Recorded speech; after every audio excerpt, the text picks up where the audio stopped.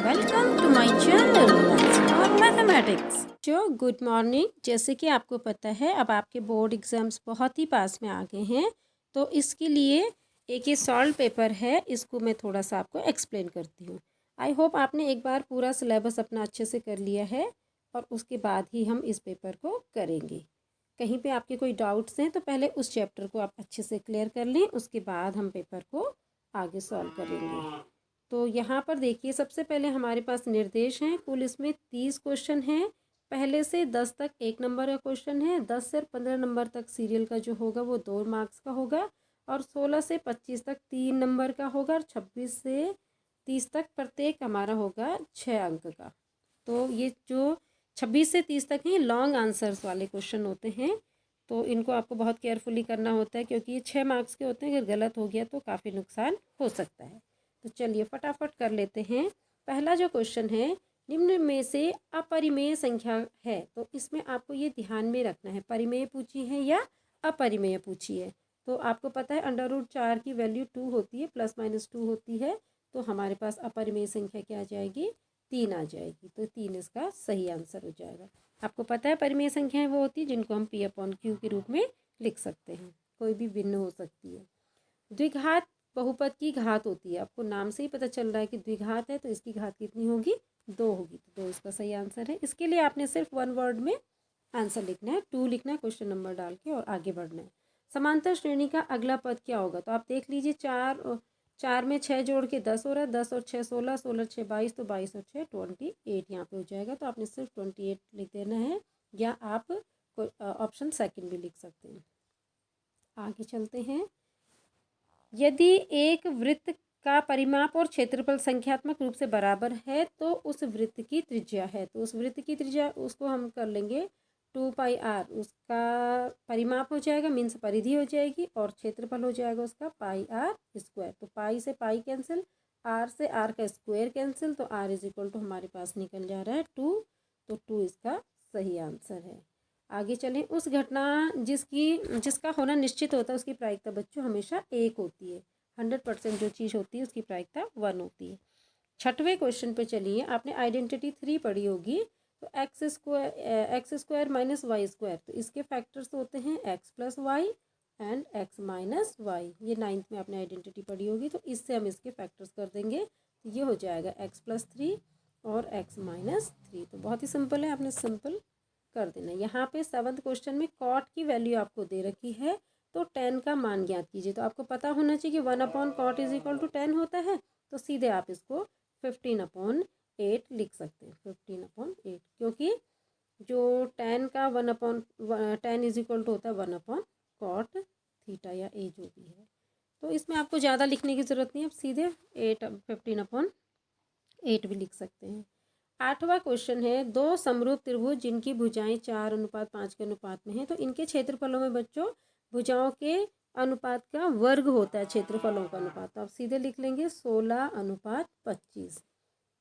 अगला क्वेश्चन है, वृत्त पर स्थित किसी बिंदु की वृत्त की कितनी स्पर्श रेखाएं हो सकती हैं। तो बच्चों वृत्त पर है स्थित कोई बिंदु, वृत्त पर स्थित किसी बिंदु पर, वृत्त पर स्थित है कोई बिंदु, इसकी कितनी स्पर्श रेखाएं हो सकती हैं, तो इसकी एक ही स्पर्श रेखा हो सकती है।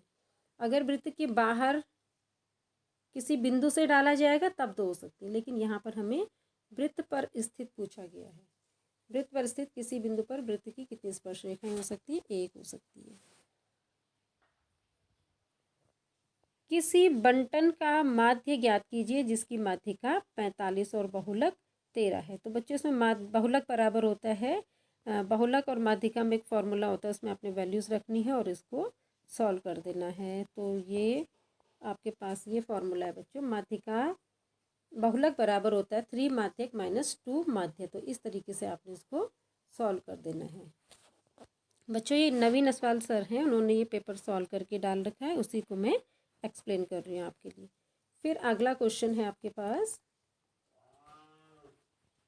अगला क्वेश्चन है क्वेश्चन नंबर 9। 2 समरूप त्रिभुजों की, ये हो गया है क्वेश्चन नंबर 9 10 11। यदि द्विघात बहुपद A X square minus 8x minus 4 के शून्यकों का योगफल 4 हो तो ए का मान ज्ञात कीजिए। तो आपको पता होना चाहिए कि शून्यकों का जो योगफल है उसका फॉर्मूला होता है माइनस बी अपॉन ए। तो हम यहाँ पे कर देंगे, और गुणनफल होता है सी अपॉन ए। तो हम यहाँ पे कर देंगे माइनस बी की जगह यहाँ पे -8 है अपॉन ए, तो वो हमको यहाँ पे 4 दे रखा है, तो हम सीधे इसको 4 कर देंगे। तो हमें पता है कि शून्यकों का योगफल माइनस बी अपॉन ए होता है। अब इसको सॉल्व कर लीजिए, माइनस माइनस का प्लस हो जाएगा, तो 8 upon A is equal to 4 है, तो ए इज इक्वल टू आपका कितना हो जाएगा, ए इज इक्वल टू आपका 2 हो जाएगा। आप इसको डायरेक्ट भी कर सकते हैं, चाहे तो सॉल्व कर लीजिए। अगला क्वेश्चन है, किसी त्रिभुज के आंतरिक कोण ए बी सी हैं, तो सिद्ध कीजिए कि ये। आप इस क्वेश्चन को कहाँ से स्टार्ट करते हैं, हम इस क्वेश्चन को हम स्टार्ट करते हैं किसी भी, यहाँ पे आप लिख लीजिए, किसी भी त्रिभुज के तीनों अंतःकोणों का योग 180 होता है। तो हम लिख सकते हैं कि A plus B plus C is equal to 180। अब यहाँ पर देखो बी प्लस सी का मान हमें चाहिए, तो हम लिख सकते हैं B plus C is equal to 180 minus A. हमें अपॉन 2 चाहिए, तो दोनों साइड हम अपॉन 2 कर लेंगे। तो हमारे पास क्या, हमारे पास इक्वेशन आ जाती है कि B plus C upon 2 is equal to 90 minus A upon 2। ये एक रिलेशन हमें मिल गया है।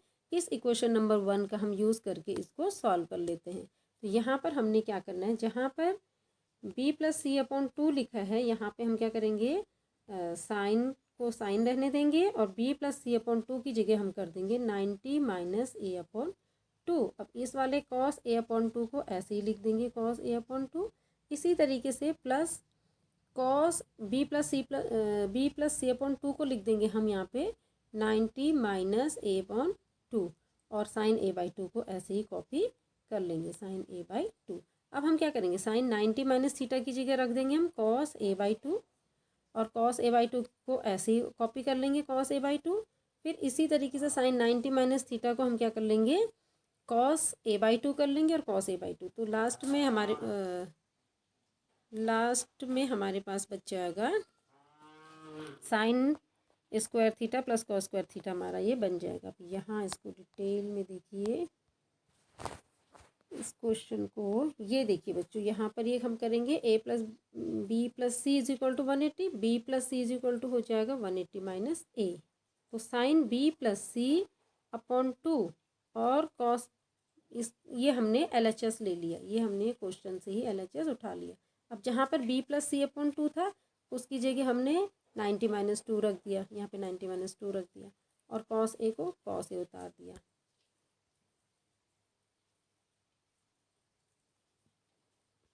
तो यहाँ लास्ट में देखिए sine B plus C by 2 की जगह 90 अपॉन 2 रख दिया, 90 माइनस ए अपॉन 2 रख दिया। यहाँ पर भी b प्लस सी की जगह 90 माइनस ए अपॉन 2 रख दिया, और ये जो ग्रीन कलर से मैं दिखा रही हूँ आपको, कॉस ए बाई 2 को हमने ऐसे ही उतार दिया, और यहाँ पर साइन ए बाई 2 को हमने ऐसे ही नीचे कॉपी कर दिया।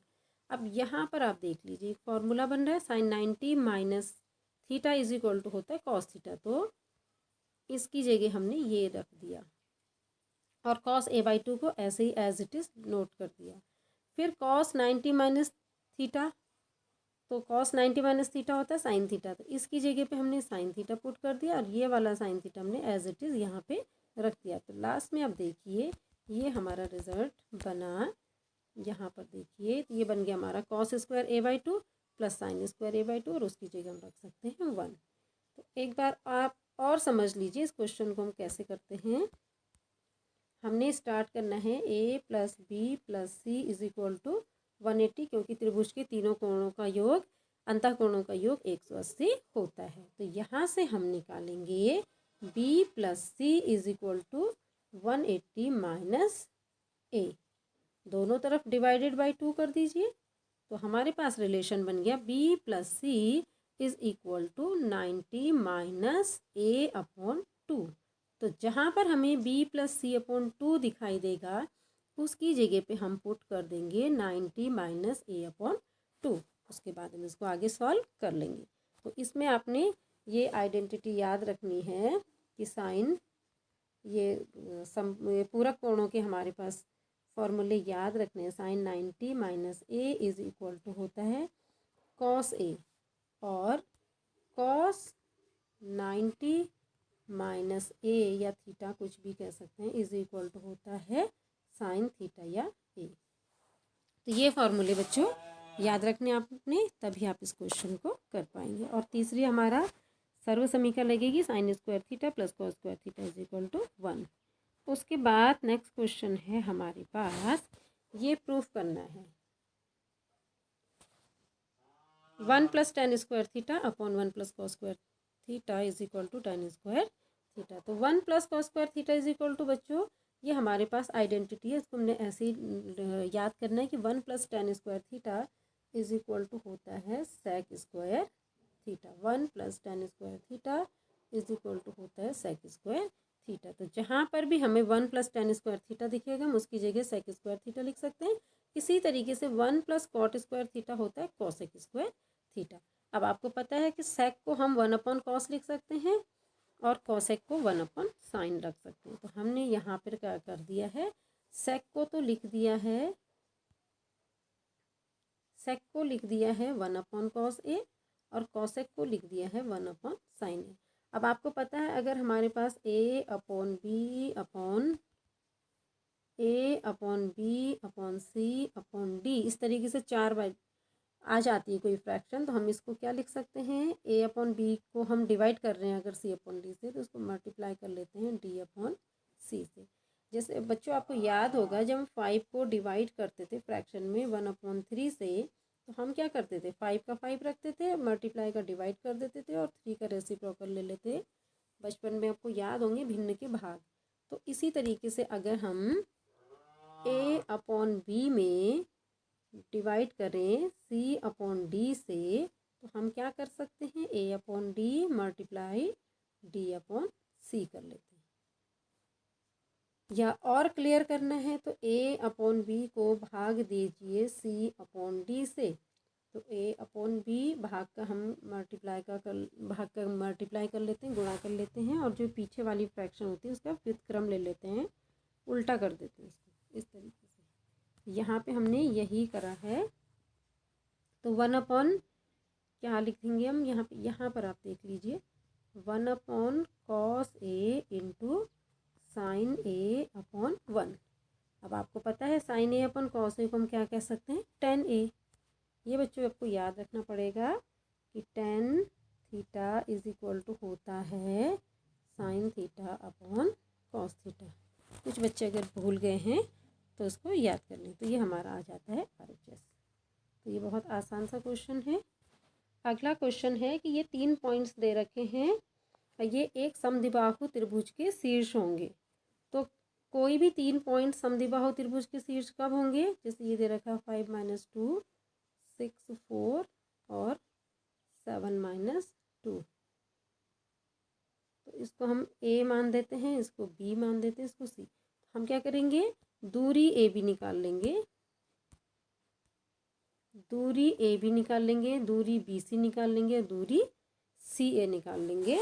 तो जब 2 दूरियां बराबर आ जाएंगी तो हम कह सकते हैं कि ये समद्विबाहु त्रिभुज के शीर्ष हैं। तो यहाँ पर देखिए ये करा हुआ है, 2 बिंदुओं के बीच की दूरी का ये फॉर्मूला होता है √x1 - x2 का whole square plus y1 - y2 का होल स्क्वायर, या x2 - x1 का whole square plus y2 - y1 का होल स्क्वायर। आप कुछ भी कह सकते हैं क्योंकि इसने स्क्वायर हो जाना है।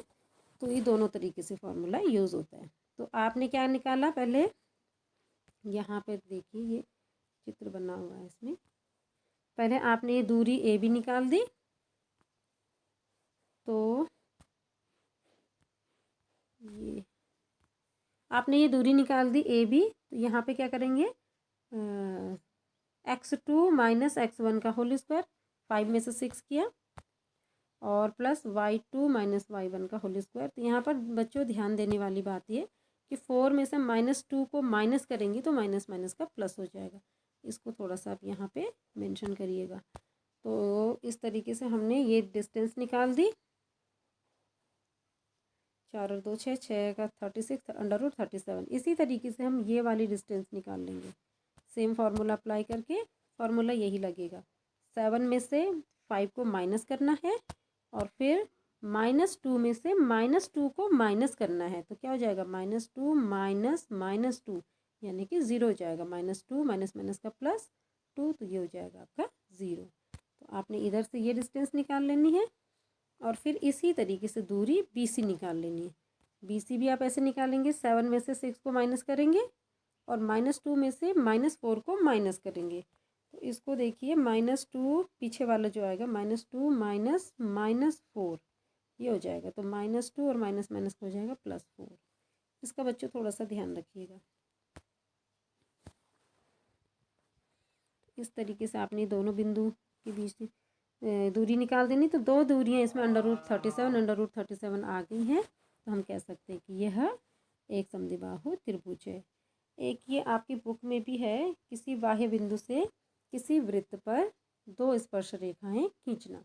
इसके लिए आप क्या करते हैं कि सबसे पहले उस बाह्य बिंदु को जो भी वृत्त दे रखा है उसके केंद्र से मिला लेते हैं, फिर इसका लंबवर्धक खींचते हैं, फिर इसको व्यास मान करके एक वृत्त खींच लेते हैं। जहाँ पर ये दोनों वृत्त एक दूसरे को इंटरसेक्ट करते हैं, आपने इन दोनों पॉइंट्स को उस एक्सटर्नल पॉइंट P से ज्वाइन कर देना है। फिर से एक बार पहले ध्यान में रख लीजिए, क्वेश्चन क्या है। क्वेश्चन क्या है,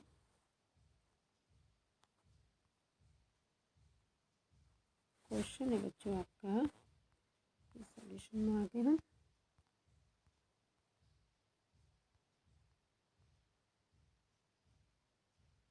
हम्म, 3 सेंटीमीटर त्रिज्या का एक वृत्त खींचिए, तब उसके किसी बिंदु पर स्पर्श रेखा खींचिए। तो पहले आपने 3 सेंटीमीटर का एक वृत्त खींचना है और तब उसके किसी बिंदु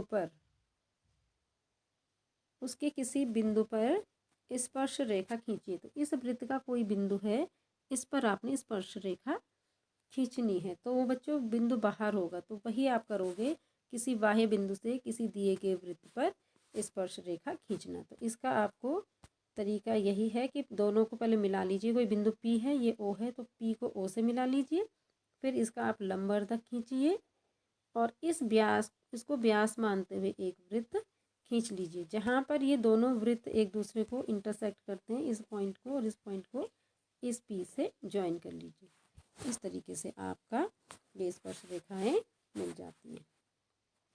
और इन दोनों स्पर्श रेखाओं की लंबाई है बच्चों, दोनों आपस में बराबर होती हैं। इसको भी आप पॉज करके देख लीजिए, ये इसका सॉल्यूशन है। और इस तरीके से आपने इसमें शॉर्ट में रचना भी लिखनी है। तो मैं आपको इसको पॉज करके दिखा देती हूँ। क्या क्वेश्चन,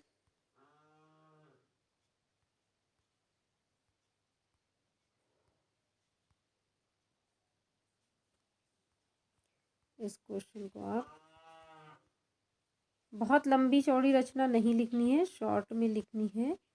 जो जो आपने किया है बस वही लिखना है।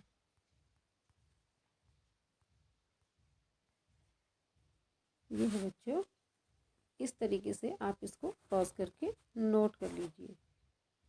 सबसे पहले O को केंद्र मानकर 3 सेंटीमीटर त्रिज्या का वृत्त खींचा, तब वृत्त के बाहर एक बिंदु P लिया, रेखाखंड OP और इसका लंब समद्विभाजक किया जो OP को बिंदु M पर काटता है। M को केंद्र मानकर एक वृत्त खींचा जिसने केंद्र O वाले वृत्त को Q और R बिंदु पर काटा।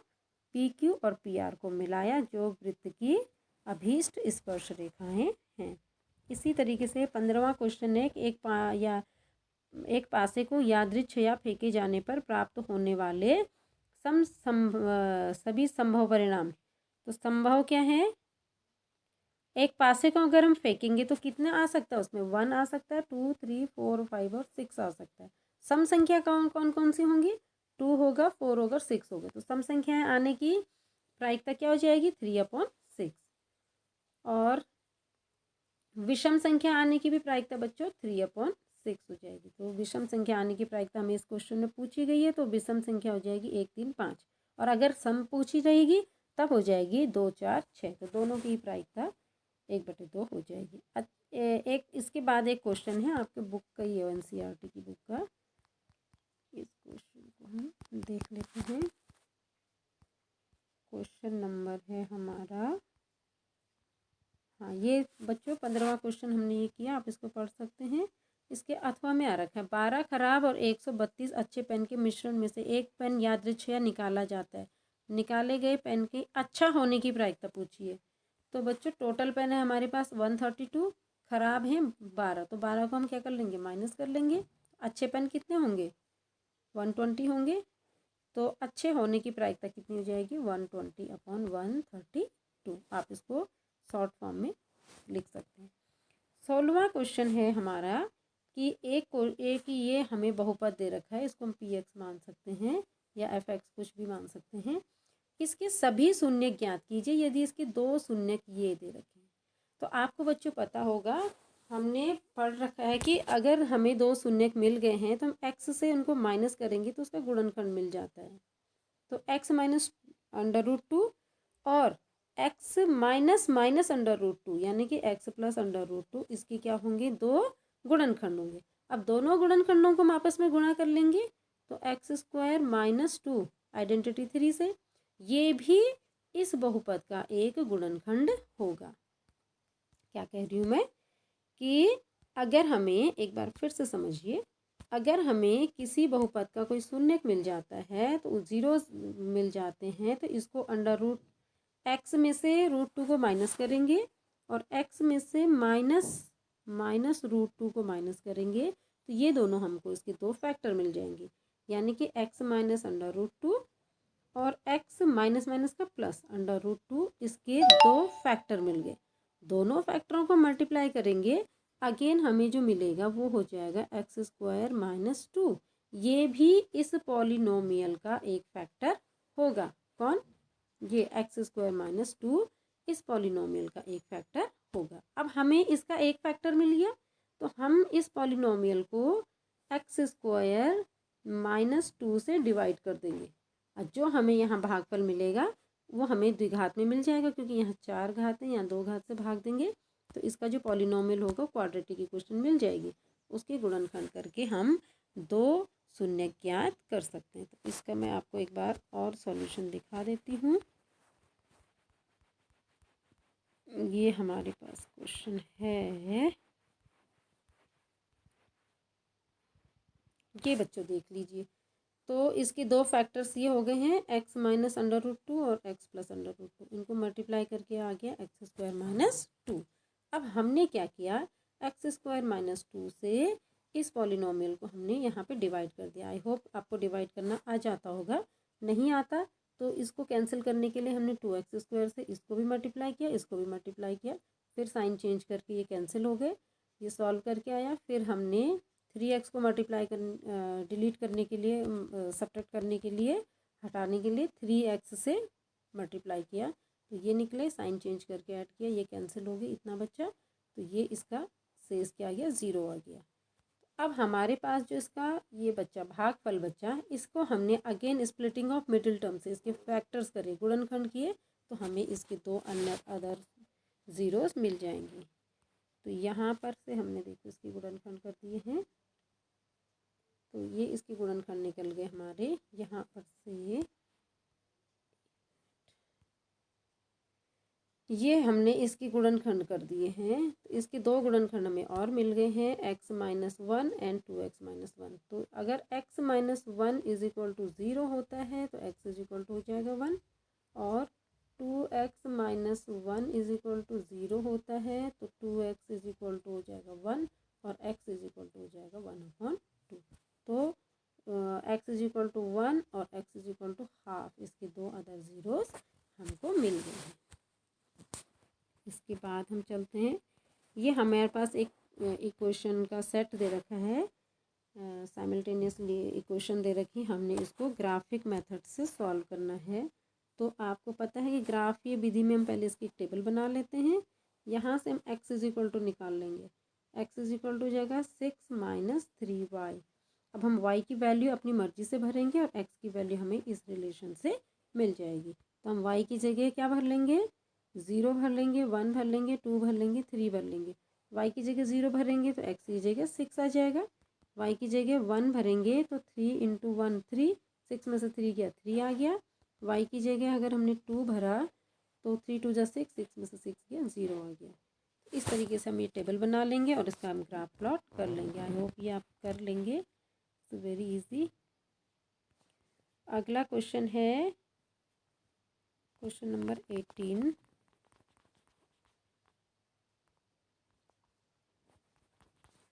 क्वेश्चन नंबर 18, किसी एपी का प्रथम पद ए है, प्रथम पद ए 8 है और अंतिम पद 62 है और पदों का योग 210 है, तो पदों की संख्या और सार्वंतर ज्ञात कीजिए। तो इससे हम बच्चों दो चीज़ें पूछी हैं, तो हमें दो रिलेशन बनाने पड़ेंगे, दो इक्वेशन बनाएंगे और तब उनको सॉल्व करके हम इस क्वेश्चन को निकालेंगे। तो ए इज इक्वल टू हमको 8 दे रखा है, ए एन मानो चाहे एल मानो, ये हमें 62 दे रखा है और एस एन हमको दे रखा है 210। तो एक रिलेशन हम ए एन से निकालेंगे, A N is equal to A plus N minus 1 into D. तो यहाँ पे ए की जगह 8 भर देंगे, एन की जगह एन हमें नहीं पता है, लेकिन ए एन हमको 62 दे रखा है, एन माइनस 1 इंटू डी। एक रिलेशन यहाँ से मिल जाएगा और एक रिलेशन हम यहाँ से निकालेंगे, क्योंकि एस एन दे रखा हमको, तो हम ये निकाल लेंगे S N is equal to N upon 2 plus N minus 1 into D से निकाल लेंगे। अब बच्चों इसमें इंटरेस्टिंग चीज़ ये है, एन माइनस 1 इंटू डी इसमें भी आएगा, एन माइनस 1 इंटू डी पहली वाली रिलेशन में भी आएगा। वहाँ पे हमें 2a दे रखा है, a की जगह 8 दे रखा है, तो ये 2a कितना हो जाएगा हमारा 16 हो जाएगा। अब हम एक इक्वेशन से n माइनस 1 इंटू डी उठा करके दूसरी इक्वेशन में रख देंगे। इस तरीके से हम इसको इजीली सॉल्व कर सकते हैं। आप इसको डिटेल में देखना चाहें तो आप यहाँ से स्क्रीनशॉट लेकर के इसको किस तरीके से सॉल्व किया गया है, इस क्वेश्चन को आप इजीली देख सकते हैं। ये है बच्चों, आप इसको देख लीजिए। एस एन एक रिलेशन और भी है, इसको यहाँ पे अलग तरीके से सॉल्व किया गया है। S N is equal to N upon 2 A plus L, एक रिलेशन ये भी है, और यहाँ पर L is equal to A plus N minus 1 into D. तो बच्चों ये दो इक्वेशन बना करके उनको सॉल्व करके आप इस तरीके से भी इस क्वेश्चन को कर सकते हैं। कैसे भी करके आपको दो इक्वेशन बनानी है और उन दोनों को सॉल्व करना है। अब है क्वेश्चन नंबर 19, यहाँ तक हम कर चुके हैं।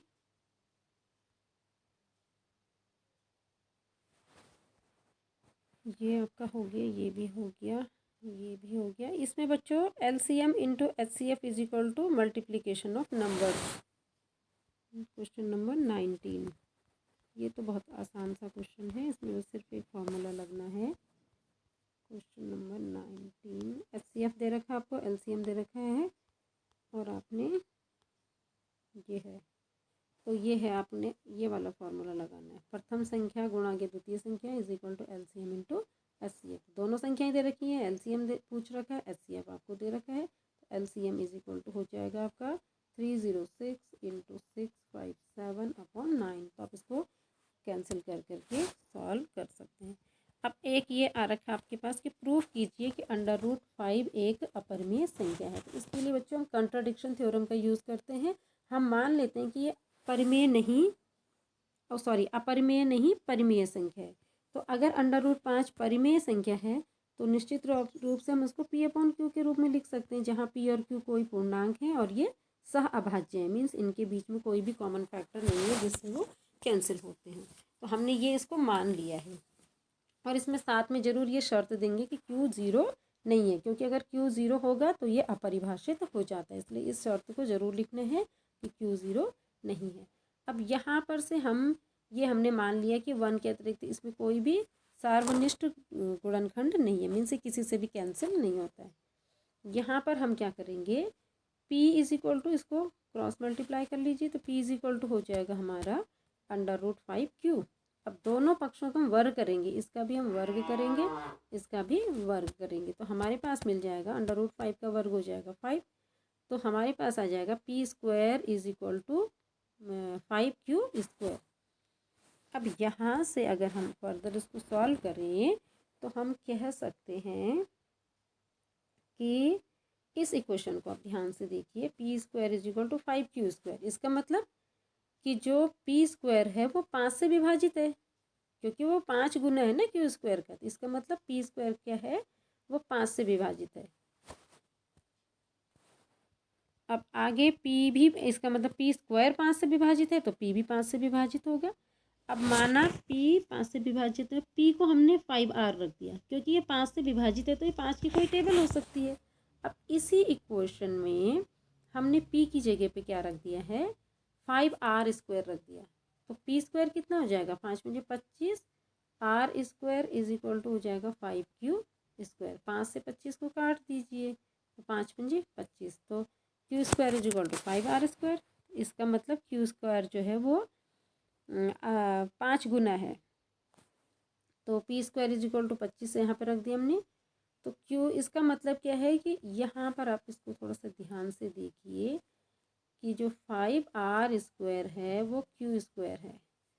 तो इसका मतलब क्यू क्या है, क्यू है वो किसी r का 5 गुना है, यानी कि क्यू क्या है, 5 से विभाज्य है।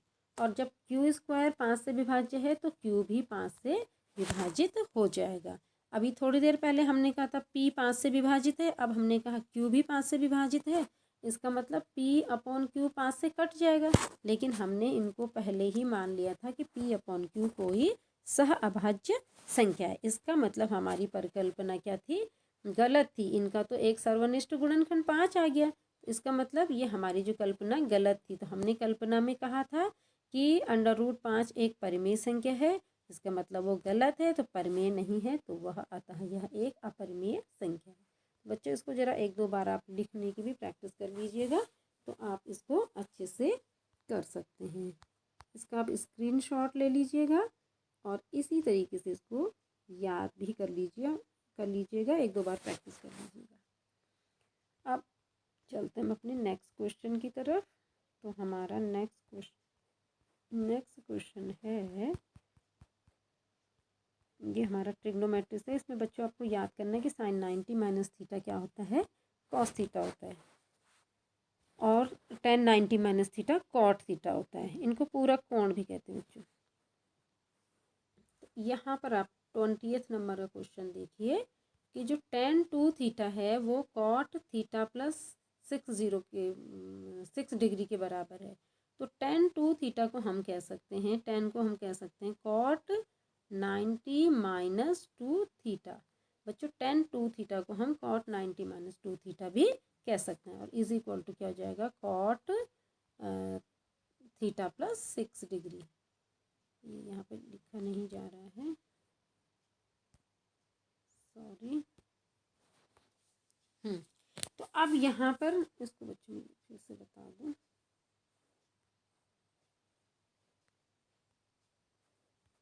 यहाँ पर हम tan को किस में कन्वर्ट कर देंगे, cot में।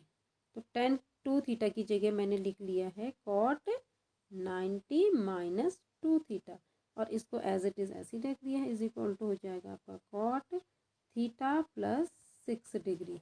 अब दोनों तरफ cot है तो हम कह सकते हैं 90 minus 2 theta is equal to theta plus 6 degree. अब ये सिंपल इक्वेशन बन गई।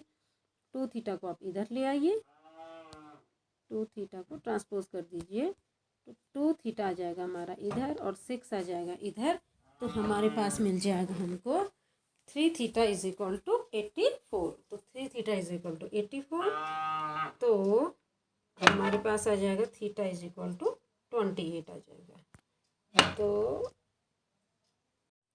बच्चों अब हम देखते हैं क्वेश्चन नंबर 21। इसमें दे रखा है कि सिद्ध कीजिए कि बिंदु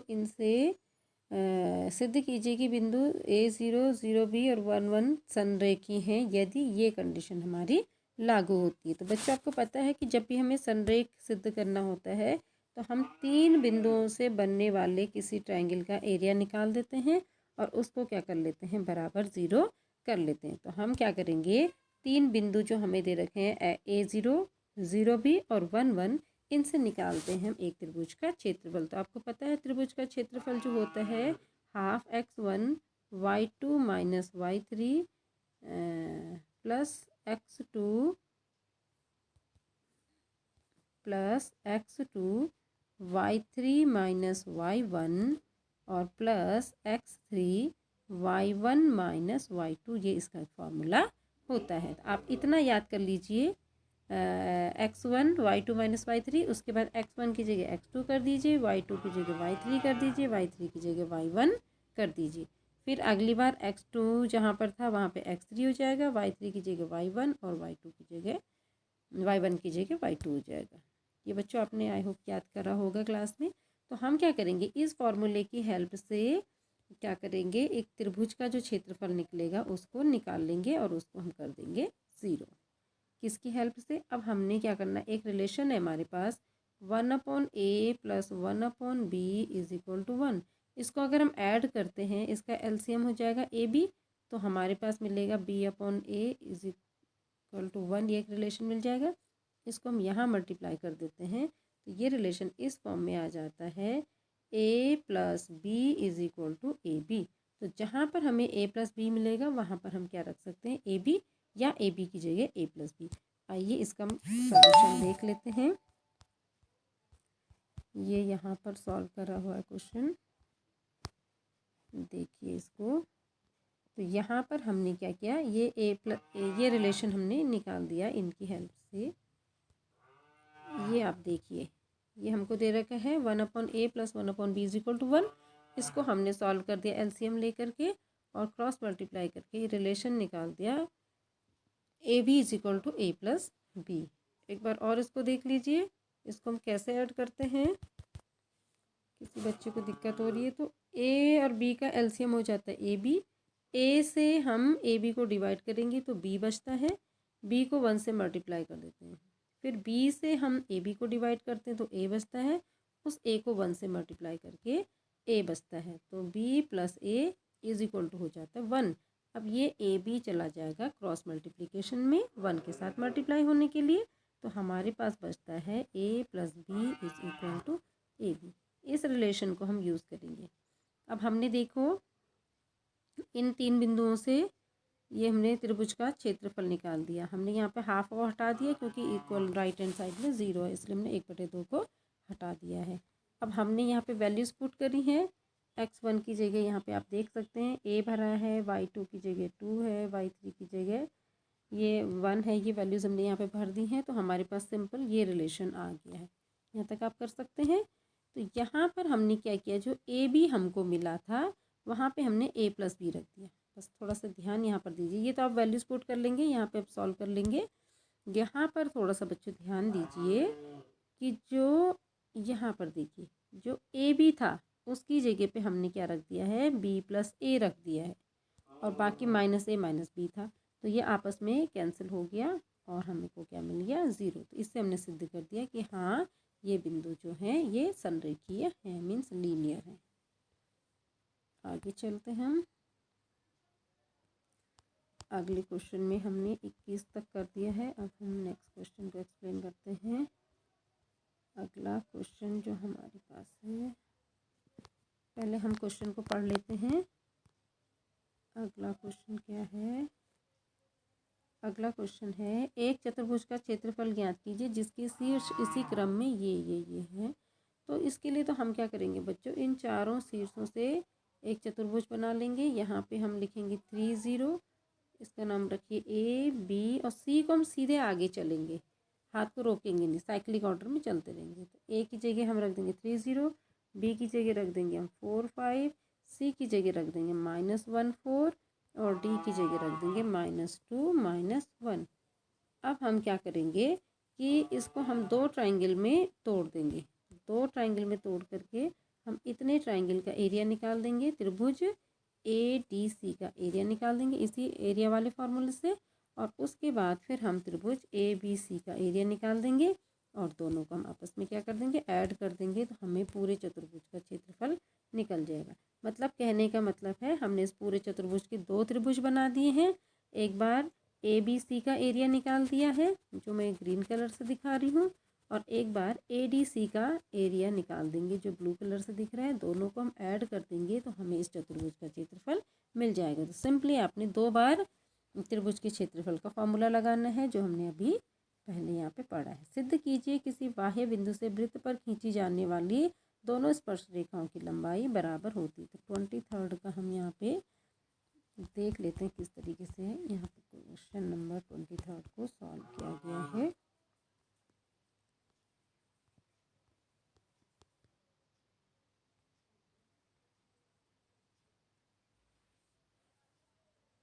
ये यहाँ पर देखिए, ये कोई बिंदु है P, उससे हमने दो स्पर्श रेखाएं खींची है यहाँ पर। तो इसको हमने क्या करना है, हमको ये थ्योरम पता है कि जो स्पर्श रेखा होती है वो केंद्र से मिलाने वाली रेखा पर क्या होती है, लंब होती है, यानी कि 90 डिग्री का कोण बनाती है। इसी तरीके से ये त्रिज्या है और ये स्पर्श रेखा, तो त्रिज्या और स्पर्श रेखा आपस में 90 डिग्री का कोण बनाती है। तो हम इन दोनों को सर्वांग समसिद्ध कर देंगे। एक एक 90 डिग्री का कोण हो गया, एक भुजा हमारी क्या हो गई, उभयनिष्ठ होगी। हमको पता है किसी बिंदु से किसी वृत्त पर खींची गई दोनों स्पर्श रेखाओं कि हमने ये सिद्ध करना है, और ये हमें पता है कि त्रिज्या क्या हो जाएगी, दोनों के आपस में बराबर हो जाएगी। एक बार फिर से आप देखिए कि ये कोई वृत्त है, ये इसकी त्रिज्या है, ये इसकी त्रिज्या है, ये एक स्पर्श रेखा है और ये दूसरी स्पर्श रेखा है। स्पर्श रेखा और त्रिज्या आपस में लंब होती हैं, तो ये दोनों एंगल 90 डिग्री हुई। जो PO जो लाइन है ये हमारी उभयनिष्ठ हो जाएगी, और जो AO और ये OB है ये दोनों आपस में बराबर हो जाएंगी, क्योंकि एक ही वृत्त की त्रिज्याएं हैं। तो इस तरीके से हमें ये जो दो त्रिभुज मिले हैं APO और OBP, ये दोनों त्रिभुज हमारे हो जाएंगे सर्वांग सम। अब दोनों त्रिभुज सर्वांग सम हो जाएंगे तो हम कह सकते हैं कि ये वाली भुजा और ये वाली भुजा हमारी आपस में बराबर हो जाएगी बाई CP/CT। तो ये इस तरीके से हमने इसको आप डिटेल में पढ़ सकते हैं। तो इस तरीके से हम इसको प्रूफ कर सकते हैं। तो सिंपली PA और PB को बराबर सिद्ध करने के लिए हमने दो त्रिभुजों को सर्वांग सम कर दिया है, त्रिभुज OAP और त्रिभुज OBP को। तो ये आपको आता होगा, ये भुजा बराबर है क्योंकि एक ही त्रिभुज एक ही वृत्त की त्रिज्या है। ये वाली भुजा बराबर है क्योंकि ये उभयनिष्ठ है दोनों त्रिभुजों में। ये वाला कोण 90 डिग्री, ये वाला कोण 90 डिग्री, क्योंकि हमारे पास एक थ्योरम है, किसी भी स्पर्श रेखा और उसके केंद्र को मिलाने वाली त्रिज्या, स्पर्श बिंदु को केंद्र से मिलाने वाली त्रिज्या और स्पर्श रेखाएं आपस में 90 डिग्री का कोण बनाती हैं, परपेंडिकुलर होती हैं। तो आप इस तरीके से इसको करिएगा। 13, 23, 24 जो क्वेश्चन है, हाँ बच्चे इसमें आप देख लीजिए। क्वेश्चन पर हम आ जाते हैं ऊपर। 24 नंबर का क्वेश्चन है हमारे पास। ये एक फिगर बना रखा है बच्चों, इसमें हमको दे रखा है OD is equal to, OD हमें 2 सेंटीमीटर का दे रखा है और इसकी त्रिज्या दे रखी है OD, O से D तक, यहाँ से यहाँ तक हमको दे रखा है 2 सेंटीमीटर और इसकी त्रिज्या दे रखी है 3.5 सेंटीमीटर।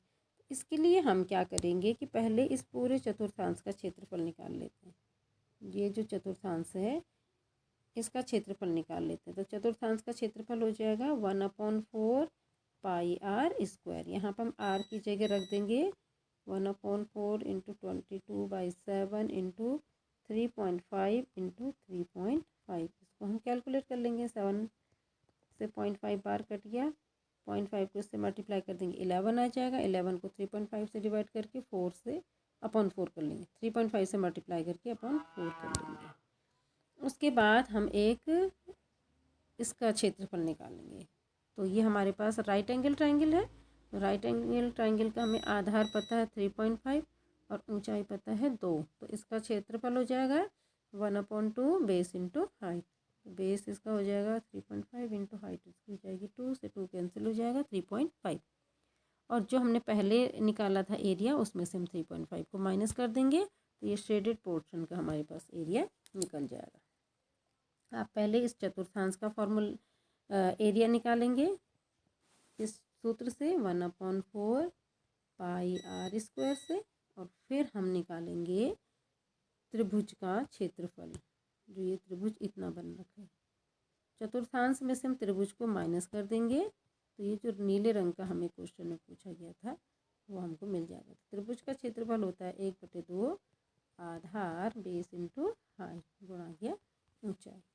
तो यहाँ पे आधार हमें दे रखा 3.5, ऊंचाई हमें दे रखी 2। तो त्रिभुज का क्षेत्रफल निकालने में कोई भी दिक्कत हमको नहीं आएगी। इस तरीके से हम इस क्वेश्चन को कर सकते हैं। ये वाला जो क्वेश्चन है बच्चों, इसमें आप देखिए ये जो छायांकित भाग है इसका हमें क्षेत्रफल पूछा गया है। जो ये हमें येलो कलर का दिखाई दे रहा है, पोर्शन 1, 2, 3 और 4।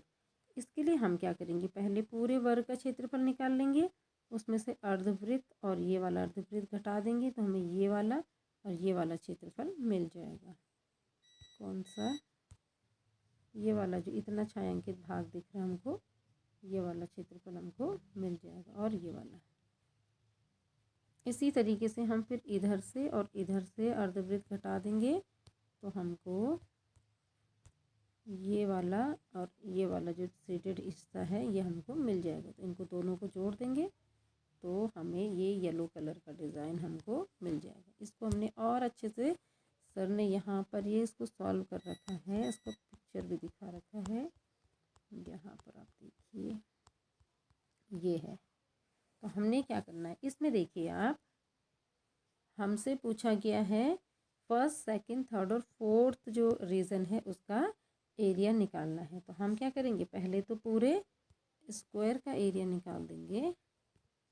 पहले हम पूरे स्क्वायर का एरिया निकाल देंगे, उसमें से हम ये छायांकित भाग ये निकाल देंगे तो हमारे पास थर्ड और फर्स्ट वाला एरिया निकल जाएगा। उसी तरीके से हम पूरे वर्ग के क्षेत्रफल में से ये अर्धवृत्त और ये अर्धवृत्त को हटा देंगे तो हमारे पास सेकंड और फोर्थ वाला हिस्सा मिल जाएगा। तो उसके बाद हम दोनों को फर्स्ट, सेकंड, थर्ड और फोर्थ को ऐड कर देंगे तो हमारे पास रिक्वायर्ड माइनस कर देंगे तो हमारे पास, अगर हमने पूरे वर्ग में से फर्स्ट, सेकंड, थर्ड और फोर्थ इसको घटा दिया है तो हमारे पास ये जो डिज़ाइन बचा है इसका क्षेत्रफल आ जाएगा। तो इसका हम सॉल्यूशन देख लेते हैं। इसको ये आप देखिए, फॉर्मूला हमारे पास बन जाएगा कि वर्ग का क्षेत्रफल तो होता है भुजा गुणा के भुजा, उसमें से हम माइनस कर लेंगे अर्धवृत्त और अर्धवृत्त, तो ये मिल जाएगा हमको फर्स्ट और थर्ड का क्षेत्रफल, जो हमने भी आपको समझाया था। इसी तरीके से सेकंड और फोर्थ का क्षेत्रफल भी उतना ही होगा। तो छायांकित भाग का क्षेत्रफल के लिए ये बच्चों ये वाला फॉर्मूला आप थोड़ा सा ध्यान में रखेंगे कि छायांकित भाग का क्षेत्रफल बराबर हो जाएगा वर्ग ABCD का एरिया माइनस अर्धवृत्त AD BC और DC का क्षेत्रफल। तो एरिया इसका स्क्वायर का जाएगा 20 × 20 और एक का निकल रहा है 86, दो बार हमने माइनस कर दिया तो 2 गुणा गया 86 निकल जाएगा। इसको हम 400 में से 172 को घटा करके शेडेड पोर्शन का एरिया निकाल सकते हैं। एक बार और आप समझिए इस बात को कि हमने क्या किया है, पूछा हमको ये नीले रंग का ये जो पत्तियाँ टाइप की दिख रही हैं इनका क्षेत्रफल पूछा गया है, पर हम इनको डायरेक्ट नहीं निकाल रहे हैं। हम पहले किसका निकाल रहे हैं, ये जो बचा हुआ क्षेत्रफल है इसको निकाल रहे हैं। इसको निकालने के लिए पहले इस पे हम ध्यान देंगे। जो फर्स्ट और थर्ड है हमने क्या किया, वर्ग के क्षेत्रफल में से इन दोनों अर्धवृत्तों के क्षेत्रफल को माइनस कर दिया तो फर्स्ट और थर्ड निकला। इसी तरीके से वर्ग के क्षेत्रफल में से इन दोनों अर्धवृत्तों को हमने माइनस कर दिया तो फोर्थ और फिफ्थ वाला ये वाला डिज़ाइन वाला एरिया हमारा निकल गया है। अब हमको बच्चों ये नहीं पूछा है, जो हमने निकाल दिया है ये नहीं पूछा है, हमको ये पत्ती वाला पूछा है।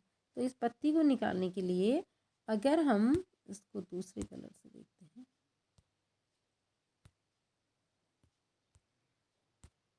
अगर हम किसी वर्ग में से इतना माइनस कर देंगे, ये जो मैं पैरेट ग्रीन कलर से मैं दिखा रही हूँ, किसी वर्ग में से इतना माइनस कर देंगे तो हमारे पास ये पत्ती वाला भाग ही बच जाएगा। तो ये हम यहाँ पर कर रहे हैं।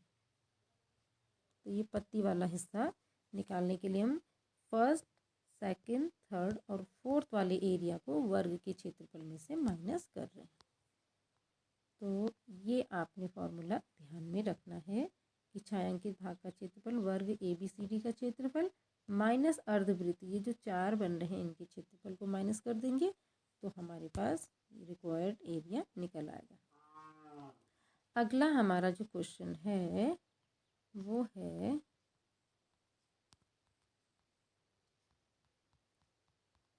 वो क्वेश्चन है हमारे पास कि एक लाइन जो दे रखी है 7.6 सेंटीमीटर की, उसको हमने 5:2 के अनुपात में विभाजित करना है।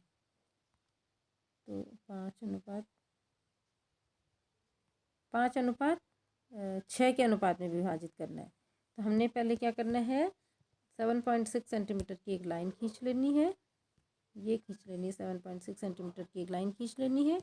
और 5 और 6 को हम जोड़ेंगे, 6 है या 7 है, 1 मिनट, 13 है, 7, 8 और 5 13, 8, 5:8 में। 1 मिनट में क्वेश्चन पढ़ लूँ बच्चों, क्वेश्चन है क्या, क्वेश्चन बहुत ऊपर आ गया। हाँ, 5:8 के अनुपात में विभाजित कीजिए। तो 5 और 8 को हम जोड़ेंगे तो 5 + 8 = होता है 13। तो हम क्या करते हैं, 7.6 सेंटीमीटर की एक लाइन खींचते हैं और इसको 8 और 5 13 एक दूसरी रे खींचते हैं और इसको 13 इक्वल भागों में बांट देते हैं। फिर लास्ट वाले को इससे मिला लेंगे और 5वें वाले को भी मिला लेंगे। तो अब आइए चलिए इसका सॉल्यूशन देखिए। ये लिखा है ना 7.8 है बच्चों, 7.8 सेंटीमीटर लंबा एक रेखाखंड कीजिए, इसे 5:8 के अनुपात में विभाजित कीजिए, दोनों भागों की लंबाई को नापिए। तो आज चलिए इसका आंसर नीचे हम देखते हैं। ये यहाँ पर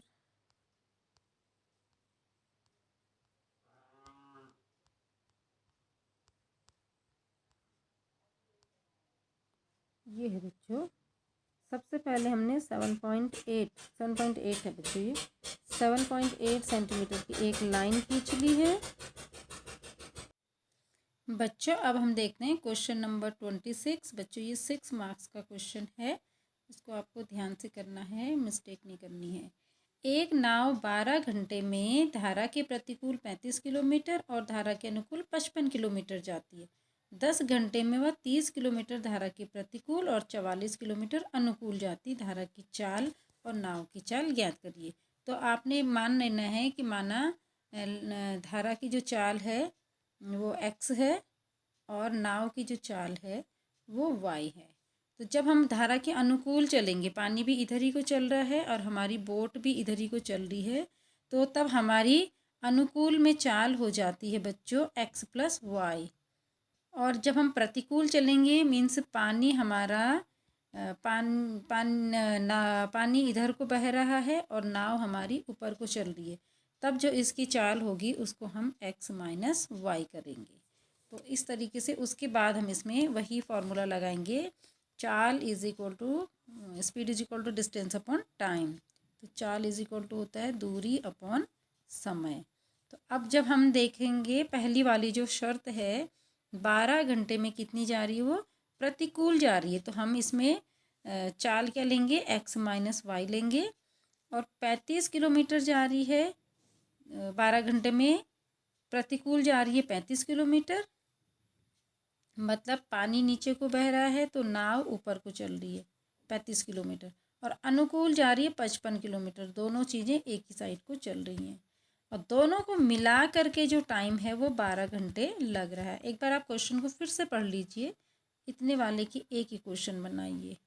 12 घंटे का वो समय ले रही है, तो ये प्रतिकूल वो चली है, पानी नाव चल रही है ऊपर की तरफ, पानी चल रहा है नीचे की तरफ, और दोनों ही एक साइड को चल रहे हैं। 35 किलोमीटर ये चला और 55 किलोमीटर ये चला, दोनों का जो समय था वो जोड़ करके आया है 12 घंटे। तो मान लीजिए कि T1 टाइम में वो 35 किलोमीटर प्रतिकूल चली है और T2 टाइम में वो 55 किलोमीटर अनुकूल चली है। तो T1 और प्लस T2, तो T1 + T2 हमारा है 12 घंटे। आई थिंक आप इसको समझ गए हैं। दोनों काम वो एक ही साथ कर रही है, दोनों का टाइम मिला करके वो 12 घंटे ले रही है। तो T1 = हम क्या करेंगे, इसको यहाँ पर देखिए, एक इक्वेशन आपको अच्छे से समझ में आ जाएगी तो दूसरी भी उसी तरीके से करनी है हमने। ये क्वेश्चन नंबर है आपका 26। 26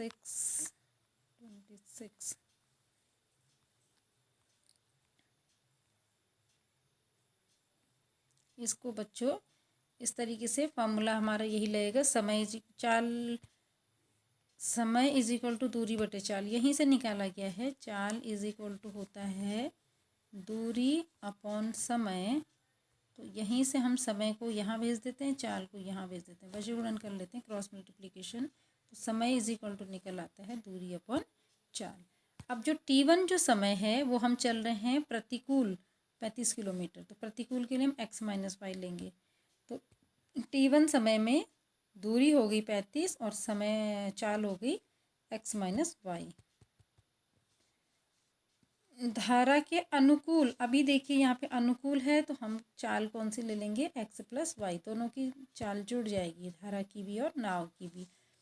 तो समय हमारा हो जाएगा 55/x+y हो जाएगा।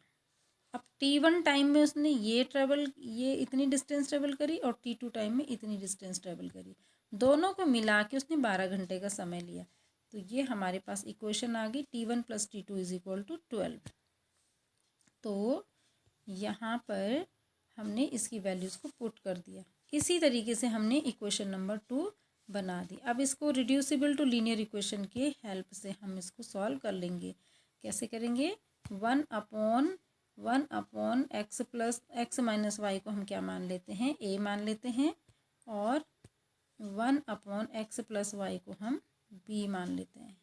अब ये रिड्यूस हो जाएगी, ये हो जाएगी 35a + 55b is equal to 12। इसी तरीके से हम दूसरी निकाल देंगे और फिर हमें 2 लीनियर इक्वेशन सॉल्व करनी आती हैं, तो हम इनको दोनों को सॉल्व करके a और b की पहले वैल्यू निकालेंगे, फिर a और b की वैल्यू वापस पुट कर देंगे, तो x और y की वैल्यू निकल जाएगी। तो 2 बार हमको लीनियर इक्वेशन सॉल्व करनी है।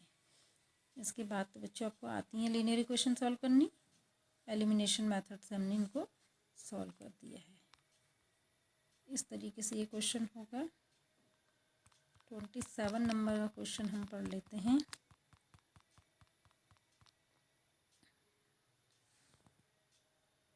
इसका अथवा वाला जो पार्ट है, 3 वर्ष पूर्व मोहन की आयु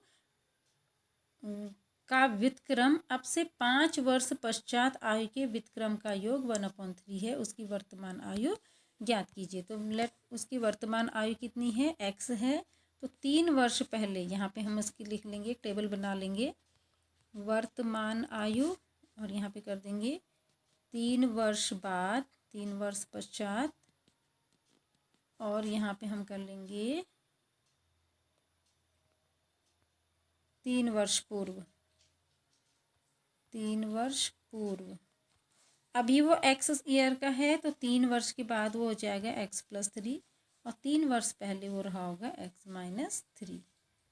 1 मिनट इसको पढ़ लीजिए। 5 वर्ष पश्चात है बच्चों, तो 3 वर्ष पहले वो रहा, ये वर्तमान आयु उसकी x है, तो 3 वर्ष पहले उसकी आयु कितनी थी, x-3, और 5 वर्ष के बाद कितना हो जाएगा, 5 वर्ष बाद हो जाएगा वो x+5।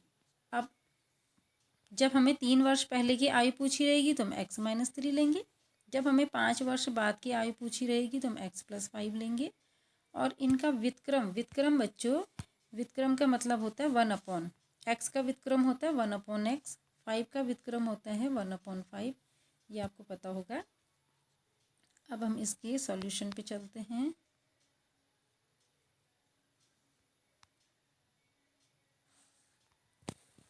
तो 27 का जो सॉल्यूशन है, तो यहाँ पर है उसकी वर्तमान आयु x है, तो 3 वर्ष पहले वो x-3 का था, और उसका व्युत्क्रम हो जाएगा 1/x-3।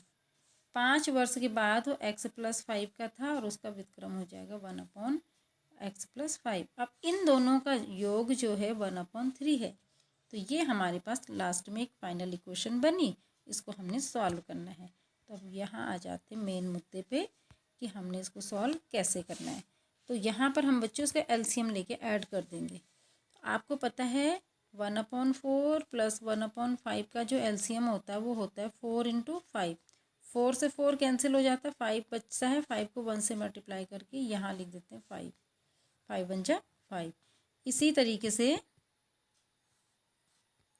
तरीके से यहाँ पे हम 5 लिख लेते हैं। +5 से 5 कैंसिल आउट हो जाता है, 4 बचता है। इस 4 को 1 से मल्टीप्लाई करके हम यहाँ पे 4 लिख लेते हैं। तो उसके बाद लास्ट में हमको मिलता है 9/20। तो इसी तरीके से हमने यहाँ पर भी क्या करना है, एलसीएम लेना है। तो इन दोनों का जो एलसीएम हो जाएगा वो होगा x-3 और x + 5। यहाँ पर देखिए x-3 से x-3 कैंसिल आउट हो गया। x + 5 की मल्टीप्लाई हम 1 से करके यहाँ पे लिख देते हैं। इसी तरीके से ये यहाँ पर ये इधर सॉल्व हो रखा है। x + 5 से x + 5 कैंसिल हो गया। x + 1 को 1 से मल्टीप्लाई करके यहाँ पर लिख देते हैं x-3 को। तो ये हमने एलसीएम लेके ऐड किया तो ये इतना आ गया। अब देखिए x और x कितना हो गया, 2x हो गया, और 5 में से 3 गया, 2 बच गया, और नीचे हमने इनको मल्टीप्लाई कर दिया।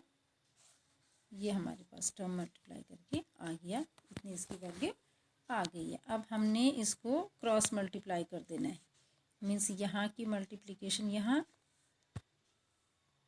और यहाँ की मल्टीप्लिकेशन यहाँ। तो ये क्रॉस मल्टीप्लाई करके हमने यहाँ पर लिख दिया। ये 3 से मल्टीप्लाई हो गया और ये 1 से मल्टीप्लाई हो गया। अब हमने क्या करना है, इसको क्वाड्रेटिक इक्वेशन के फॉर्म में लिख लेना है। x⁻2 फिर x और फिर 15।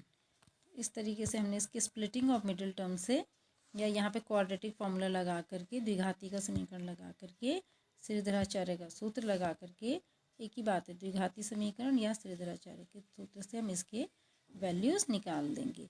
अब यहाँ पे x, क्योंकि नेगेटिव किसी की एज नहीं हो सकती, इसलिए इस वाले मान को हम छोड़ देंगे, इसी वाले मान को लेके चलेंगे। तो उसकी वर्तमान आयु 7 साल है।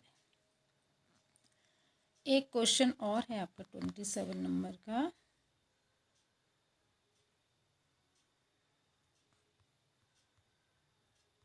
नंबर का ये भी बच्चों 6 मार्क्स का क्वेश्चन है।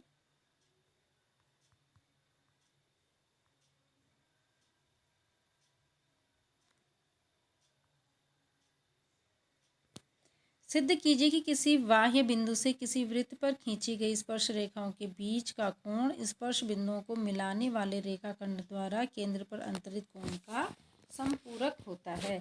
संपूरक का मतलब होता है बच्चों, जिन दो कोणों का टोटल जो होता है 180 होता है, उन दोनों कोणों को हम संपूरक कोण कहते हैं। किसी बाह्य बिंदु से किसी वृत्त पर खींची गई स्पर्श रेखाओं, तो ये कोई पॉइंट है, ये कोई वृत्त है, इस पर हमने 2 स्पर्श रेखाएं खींच दी हैं। क्या सिद्ध करना है कि किसी बाह्य बिंदु P से किसी वृत्त जिसका केंद्र O है, इस पर खींची गई स्पर्श रेखाओं के बीच का कोण, मीन्स ये वाला जो एंगल है थीटा, और स्पर्श बिंदुओं को मिलाने वाले, इसको केंद्र से मिलाने वाली रेखा, केंद्र से मिलाने वाली त्रिज्याओं के बीच का कोण, ये दोनों कोण, तो ये थीटा और ये अल्फ़ा है। तो क्या सिद्ध करना हमने, थीटा + अल्फ़ा = 180। तो बच्चों ये तो बहुत सिंपल है, क्योंकि हमें एक प्रमेय बताती है कि जो किसी केंद्र की त्रिज्या होती है और स्पर्श रेखा होती है, इन दोनों के बीच में 90 डिग्री का एंगल बनता है ये। तो देखिए अगर हम इसकी, ये एक चतुर्भुज बन गया है, दूसरे कलर से हम इसको दिखा देते हैं, ये क्वाड्रिलेटरल बन गया है ये। तो क्वाड्रिलेटरल के चारों एंगल का सम कितना हो जाएगा, 360। तो थीटा + 90 + अल्फ़ा + 90 = 360, और 90 90 180, तो थीटा + अल्फ़ा = 180। तो बहुत सिंपल सा है। इसके लिए आप लैंग्वेज जो यूज़ कर सकते हैं उसको अच्छे से यहाँ पर देख लीजिए।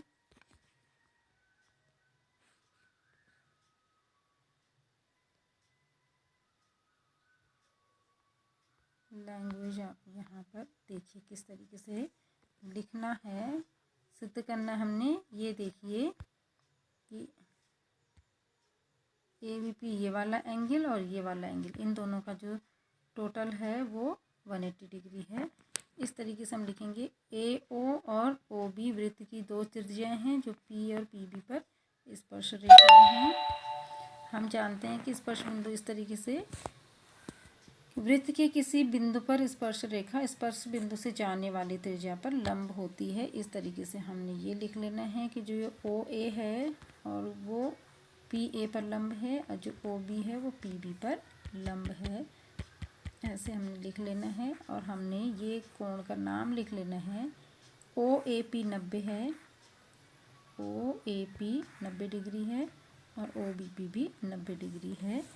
और इस तरीके से हमने एक चतुर्भुज बन गया हमारे पास P A O B P, ये एक चतुर्भुज बन गया है। और इस तरीके से लिख लेना हमने चारों कोणों के नाम लिख लेना इज इक्वल टू 360। अब ये वाला जो कोण आएगा ओ पी बी, ये वाला कोण इसकी जगह पे हम 90 रख देंगे। ये वाला जो कोण आएगा इसकी जगह पे भी हम 90 रख देंगे और सिंपल से इस क्वेश्चन को सॉल्व कर लेंगे। तो ये इसका लिखने का तरीका हो गया। बहुत ही आसान सा क्वेश्चन है। एक क्वेश्चन ये दे रखा आपको, क्वेश्चन में आप पढ़िए 27 नंबर का जो क्वेश्चन है, बी एल और सी एम एक समकोण त्रिभुज ए बी सी की माध्यिकाएं हैं तथा त्रिभुज का कोण ए समकोण है। सिद्ध कीजिए कि 4BL² + CM² = 5BC²। तब इसका सॉल्यूशन हम देखते हैं कैसे है। बच्चों आपको पाइथागोरस की प्रमेय अच्छे से आती है, उसी को हमने लगाना है। माध्यिका की बात आप समझ लीजिए कि माध्यिका किसे कहते हैं। किसी भी त्रिभुज के वर्टेक्स को उसके मिड पॉइंट सामने वाली सम्मुख भुजा के मध्य बिंदु को शीर्ष से मिलाने वाली रेखा को हम माध्यिका कहते हैं, मेडियन कहते हैं। ये इसका शीर्ष है और ये जो एल है ये मिड पॉइंट है सी ए का। मीन्स अगर ये सी ए 10 सेंटीमीटर है तो ये एल क्या होगा, ये 5 सेंटीमीटर पे होगा। यहाँ से मध्य बिंदु है तो हम कह सकते हैं A L is equal to A C upon two. और ये भी मध्य का है, यानी कि एम जो है वो मध्य बिंदु है ए बी का। तो हम कह सकते हैं कि जो ए एम है तो हम लिख सकते हैं A M is equal to A B upon two. इसका हम यूज़ करेंगे बच्चों, क्योंकि माध्यिका है तो हम कह सकते हैं कि जो ए एम है वो ए बी का आधा है और जो एल ए है वो ए सी अपॉन टू है, ए सी अपॉन टू। इसका हम यूज़ करेंगे। उसके बाद हमें यहाँ पे 2 ट्राइंगल दिख रहे हैं, राइट एंगल ट्राइंगल। इसमें हम पाइथागोरस की प्रमेय लगाएंगे। तो हम पाइथागोरस की थ्योरम से क्या कह सकते हैं, सी एम का स्क्वायर जो होगा वो ए एम का स्क्वायर और प्लस ए सी का स्क्वायर होगा, प्लस ए सी का स्क्वायर होगा। इसी तरीके से इसी तरीके से बी एल का जो स्क्वायर होगा वो ए बी का स्क्वायर प्लस ए एल का स्क्वायर होगा। अब हम यहाँ पे ए एल को लिख देंगे ए सी अपॉन टू। जहाँ पे ए एल नाम आएगा वहाँ पे लिख देंगे हम ए सी अपॉन टू और जहाँ पर ए एम नाम आएगा वहाँ पे लिख देंगे हम ए बी अपॉन टू। तो इस तरीके से हमारी इक्वेशन से ए एम भी गायब हो जाएगा और ए एल भी गायब हो जाएगा। ए एम की जगह पे हमारे पास आ जाएगा ए बी अपॉन टू और इसकी जगह पे आ जाएगा हमारे पास ए C upon to. L A की जगह या ए एल की जगह हमारे पास आ जाएगा ए सी अपॉन टू। इससे हम दोनों इक्वेशन को रिप्लेस कर देते हैं। आइए देखते हैं कैसे इसको हम करेंगे। इक्वेशन नंबर 1 देखो, बी सी का जो स्क्वायर है, देखिए यहाँ पे एक राइट एंगल ट्राइंगल बन गया। तो जो बी सी का स्क्वायर होगा वो हो जाएगा हमारे पास ए बी का स्क्वायर प्लस ए सी का स्क्वायर। ये हमारे पास इक्वेशन आ गई है। अब हमने फिर यहाँ से बी एल का जो स्क्वायर है इस वाले राइट एंगल ट्राइंगल में हमारे पास ये इक्वेशन आ जाएगी। अब हम क्या करेंगे, ए एल को रिप्लेस कर देंगे ए सी अपॉन टू से, बाकी का ऐसे ही रहने दिया। तो यहाँ से हमारे पास बी एल स्क्वायर आ जाएगा ए सी स्क्वायर, इसको हमने ऐसे सॉल्व कर दिया अपॉन 4, क्योंकि ए सी का स्क्वायर ए सी स्क्वायर, 2 का स्क्वायर 4 और प्लस ए बी स्क्वायर। ये हमारे पास इक्वेशन आ गई है। अब हमने क्या किया है, बी एल स्क्वायर का मान निकाल दिया, इसी तरीके से हमने सी एम स्क्वायर का भी मान निकाल दिया है, क्योंकि सी एम भी एक डायगोनल है। तो सी एम का स्क्वायर जो होगा वो हो जाएगा ए एम का स्क्वायर प्लस ए सी का स्क्वायर। अब जहाँ पे ए एम था उसकी जगह हम रख देंगे ए बी अपॉन 2। सेम यहाँ पे करेंगे हम। ये देखिए बच्चों, ये इक्वेशन हमारी आई, इसकी जगह रख देंगे हम ए बी अपॉन 2। तो यहाँ से हमने सी एम का स्क्वायर निकाल दिया, यहाँ से बी एल का स्क्वायर निकाल दिया। दोनों को हम क्या कर देंगे, जोड़ देंगे, 4 4 से गुणा कर देंगे। ये 4 को हम क्रॉस मल्टीप्लाई में ले आएंगे, जो दोनों 4 नीचे अपॉन है। यहाँ 4 सी एम स्क्वायर हो जाएगा, यहाँ 4 बी एल स्क्वायर हो जाएगा। इक्वेशन नंबर 1 और इक्वेशन नंबर 2 को हम क्या कर देंगे, ऐड कर देंगे। तो ऐड करने के बाद हमारे पास ये इक्वेशन आ जाएगी, ये एक रिलेशन आ जाएगा। और अब देखिए आप, तो ये आ जाएगा हमारे पास 4 B L square plus 4 C M square. 4 हमने कॉमन ले लिया है, तो B L square plus C M square. और इसको हम पिक्चर से देखते हैं। यहाँ पर हमारे पास 4 ए बी स्क्वायर थे, एक ए बी स्क्वायर और हो गया, तो 5 ए बी स्क्वायर हो गया। 4 ए सी स्क्वायर था, एक ए सी स्क्वायर हो गया, तो 5 ए सी स्क्वायर हो गए हैं। अब यहाँ पिक्चर से देखिए, B L square plus C M square को हम क्या लिख सकते हैं, इक्वेशन 1 से भी देख सकते हैं। B L square plus C M square को हम क्या लिख सकते हैं, बी एल स्क्वायर। यहाँ से इक्वेशन 1 से देखिए, बी एल स्क्वायर। अच्छा बच्चों, इसी को हमने प्रूफ करना है, यही हमने रिजल्ट को लाना है। तो ये हमारा रिजल्ट आ गया है। क्वेश्चन नंबर 18 है, एक कुआं है, उसका व्यास 7 मीटर है, तो उसकी त्रिज्या हो जाएगी बच्चों 7/2 और उसकी गहराई है 20 मीटर। उसमें से हमने मिट्टी निकाली और उस मिट्टी को कुएं के बाहर एक चबूतरा बना दिया। इस तरीके से एक कुआं था, इसको हमने खोदा, इसका व्यास था 7 सेंटीमीटर। तो बच्चों इसकी त्रिज्या हो जाएगी, इसकी त्रिज्या हो जाएगी 7/2, इसकी रेडियस हो जाएगी। ठीक है बच्चों, और इसकी जो हाइट है या गहराई है वो है 20 मीटर। अब इससे हमने खोद की मिट्टी निकाली और उसका एक चबूतरा बना दिया, लेकिन उसका जो शेप है वो क्यूबॉइड शेप का है, घनाभाकार है। तो हम क्या करेंगे, जो इसका L into B into H होगा, मीन्स जो इसका आयतन होगा वो इस बेलन के आयतन के बराबर हो जाएगा। तो बेलन का होता है बच्चों पाई आर स्क्वायर एच। तो हमने दोनों की क्या कर देनी है, वॉल्यूम को सेम इक्वल कर देना है। तो हमने कुएं का आयतन निकाल देना है पाई आर स्क्वायर एच से, और चबूतरे का आयतन निकाल देना है एल बी एच से। दोनों को हमने इक्वल कर देना है। तो सिंपल सी 1 वेरिएबल की लीनियर इक्वेशन बन जाएगी। अब एच को यहाँ अपॉन में ले जा करके कैलकुलेट करके उसका मान निकाल सकते हैं। अब हमारे पास एक क्वेश्चन और है कि एक मीनार है जिसकी ऊंचाई है 50 मीटर और भवन की ऊंचाई है h मीटर। हम एक दूसरे को यहाँ से देख रहे हैं, इसका जो एंगल ऑफ एलिवेशन है वो 60 है और इसका कितना है 30 है। तो हमारे पास दो ट्रायंगल बन गए, एक बार हम इसमें tan थीटा लगा लेंगे, एक बार इसमें tan थीटा लगा लेंगे। तो दो इक्वेशन बन जाएगी और उन दोनों इक्वेशंस को हम सॉल्व करके इजीली h की वैल्यू निकाल सकते हैं। तो ये बहुत ही सिंपल है, इसका आप एक बार सॉल्यूशन देख सकते हैं पॉज करके। आप चलते हैं क्वेश्चन नंबर 30 की तरफ। क्वेश्चन नंबर 30 भी बहुत अच्छा है, इस क्वेश्चन को हम थोड़ा सा पढ़ लेते हैं।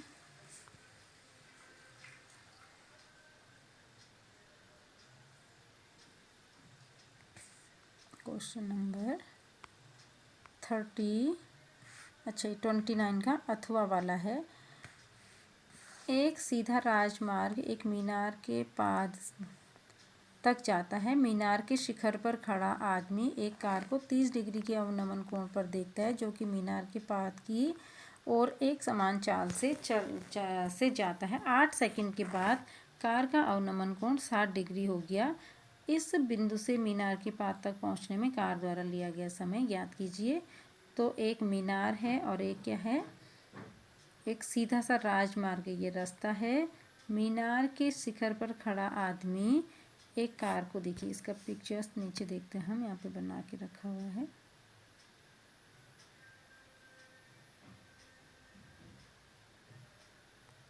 ये है बच्चों, आदमी यहाँ पर खड़ा है और ये चलता जा रहा है मीनार की तरफ। तो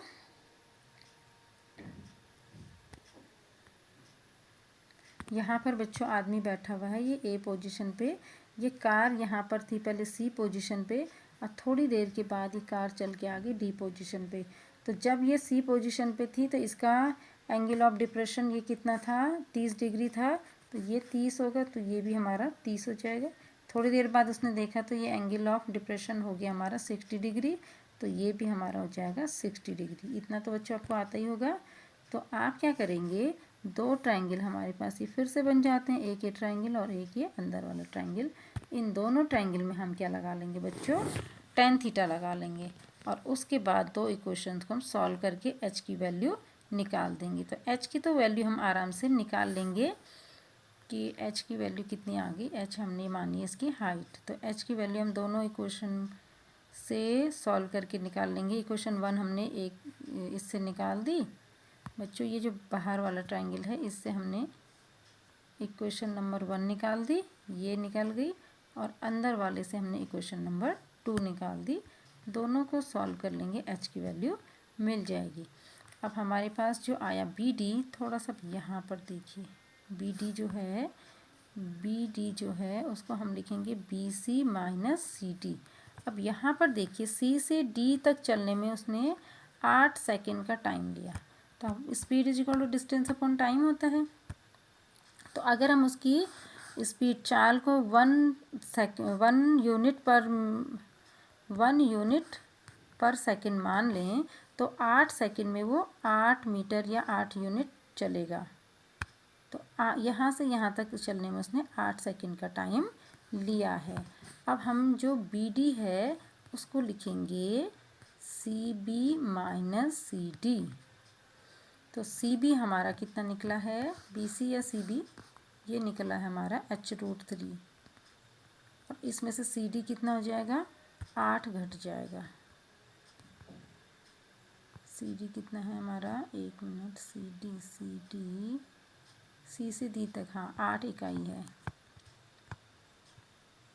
तो यहाँ पर ये बच्चों इसको देखिए, ये हमारा इक्वेशन है। सी डी जो हमारा है B C minus B D, B C की वैल्यू है h√3 और बी डी की है ये दोनों वैल्यूज जो हमने इक्वेशन 1 और 2 से निकाली यहाँ रख दी, बी सी और बी डी की। एक बार आप पिक्चर में फिर से देखिए, पिक्चर ऊपर चला गया है। हमने बी सी की वैल्यू निकाल ली इक्वेशन 1 से, बी डी की वैल्यू निकाल ली इक्वेशन 2 से। लास्ट में हम क्या करेंगे, ये जो बी सी है और ये जो सी डी है, ये सी डी हमारे पास है 8 यूनिट, और ये है हमारे पास निकल रखा है। तो यहाँ पर देखिए C D is equal to B C minus B D, ये वैल्यूज़ हमने पुट करके ये इक्वेशन हमने निकाल दी। यहाँ से इसको सॉल्व करना है, तो इसको हम सॉल्व कर सकते हैं। इसको यहाँ मल्टीप्लाई करिए, इसको माइनस करके अपॉन 3, जैसे हम 1 + 1 अपॉन 4 करते हैं, 4 1 = 4 + 1 इज इक्वल टू 5 अपॉन 4 कर लेते हैं, या कुछ बच्चे एलसीएम लेके करते हैं, जो भी आपको इजी लगता है। इसमें से इसको माइनस करिए, तो क्या कर सकते हैं हम, 3√3h माइनस h√3 अपॉन 3। तो 3√3h में से 1√3h घटा देंगे तो 2√3h हमारा बच जाएगा। तो ये हमारा आ गया सी डी हमारा आ गया 2h√3 अपॉन 3। तो यहाँ से हमने सी डी की वैल्यू निकाल दी 2 × बी डी, क्योंकि बी डी का डबल है, h√3 बी डी है। अब यहाँ से देखिए बी डी कितना है हमारा, बी डी दूरी चलने में क्या लगेगा, हाफ टाइम लगेगा सी डी का। तो सी डी चल रहे थे हम 8 यूनिट टाइम में, तो बी डी चलेंगे हम 4 यूनिट टाइम में। अगर हमने सेकंड माना है तो हमारा आंसर भी सेकंड में ही आ जाएगा। तो इस तरीके से हमने इस क्वेश्चन को करना है बच्चों। ये 30th क्वेश्चन, इसमें सिंपल सा ही दे रखा है, यहाँ पे सीधे ही फॉर्मूला लग जाएगा, क्योंकि n कितना आया हमारा 51 है, तो n/2 निकालते हैं, तो 51 का हाफ हो जाएगा 26.5, अब हमने कुमुलेटिव फ्रीक्वेंसी का वेट निकाल लेते हैं माध्यक निकालने के लिए। तो कुमुलेटिव फ्रीक्वेंसी के लिए जो 26.5 है वो कहाँ पर आएगा, 4 के अंदर भी नहीं आएगा, 11 के अंदर भी नहीं आएगा, इसमें आ जाएगा 29 के अंदर।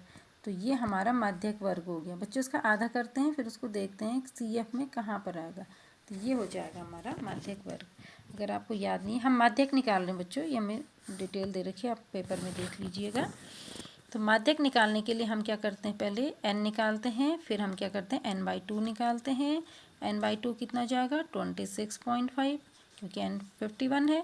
अब 26.5 को हम CF में ढूंढते हैं, संचयी बारंबारता में ढूंढते हैं। बच्चों मैं शॉर्टकट में बता रही हूँ क्योंकि आप पहले ही इसको कर चुके हैं। तो 4 के अंदर भी 26.4 नहीं आएगा, 26.5 नहीं आएगा, 11 के अंदर भी नहीं आएगा, ये आ जाएगा 29 के अंदर। तो हमारा जो माध्यक वर्ग होता है ये हो जाएगा। अब जो CF होती है माध्यक वर्ग से पहले वर्ग की कुमुलेटिव फ्रीक्वेंसी होती है, और F जो होती है माध्यक वर्ग की बारंबारता होती है, और L जो होती है माध्यक वर्ग की निम्न सीमा होती है। इसके बाद हम इसको सिंपली फॉर्मूले में रख करके कैलकुलेट कर सकते हैं। तो उसके बाद इसमें कुछ खास है नहीं, इसमें आपने CF को पहले ये ध्यान में रखना है कि स्क्वायर को पहले सॉल्व कर लें।